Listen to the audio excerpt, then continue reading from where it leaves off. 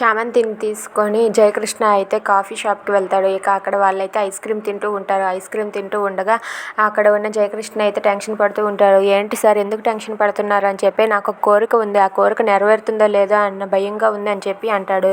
దాంతో ice cream తింటూ ఉండగా తనైతే వాటర్ తాగుతాడు. అదేంటి సార్ ఐస్ క్రీమ్ తింటూ ఉండగా వాటర్ తాగుతున్నారంటే, ఇప్పుడు ఈ గ్లాసు ఇక్కడ పెట్టాను, ఈ స్పూన్ ఏమో ఈ టేబుల్ పై పెట్టాను, ఈ స్పూన్ని ఇప్పుడు నేను నా ఫింగర్తో ఇలా ఎగరేస్తాను, అది వెళ్ళి ఆ గ్లాసులో పడితే నా కోరిక నెరవేరుతుంది, అది కానీ గ్లాసులో పడకపోతే నా కోరిక నెరవేరదు కదా అని చెప్పి అంటూ ఉంటాడు. అది విని చామంతి అయితే, ఏంటి సార్ ఏం కోరిక కోరుకున్నారు, నాకు చెప్పండి సార్ అని చెప్పి అంటూ ఉంటుంది.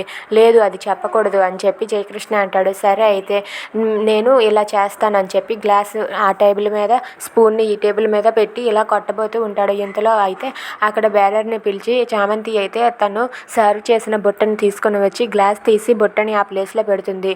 ఈ బుట్టలో ఇప్పుడు ఖచ్చితంగా ఆ స్పూన్ పడుతుంది సార్, ఇప్పుడు మీరు ట్రై చేయండి అని చెప్పి అంటుంది. ఇక తనైతే ఆ స్పూన్ని ఇలా కొట్టేసరికి ఆ బుట్టలో పడుతుంది.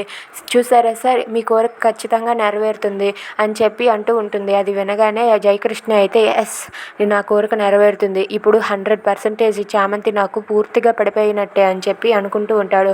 అయినా మీ కోరిక ఏంటో చెప్తారా సార్ అని చెప్పి అడుగుతూ ఉంటుంది. దానికి జయకృష్ణ అయితే, నా కోరిక ఏంటో నేను చెప్పలేను అని చెప్పి జయకృష్ణ అంటాడు. దాంతో చామంతి అయితే, మీ కోరిక ఏంటో నాకు తెలుసు సార్ అని చెప్పి అంటూ ఉంటుంది.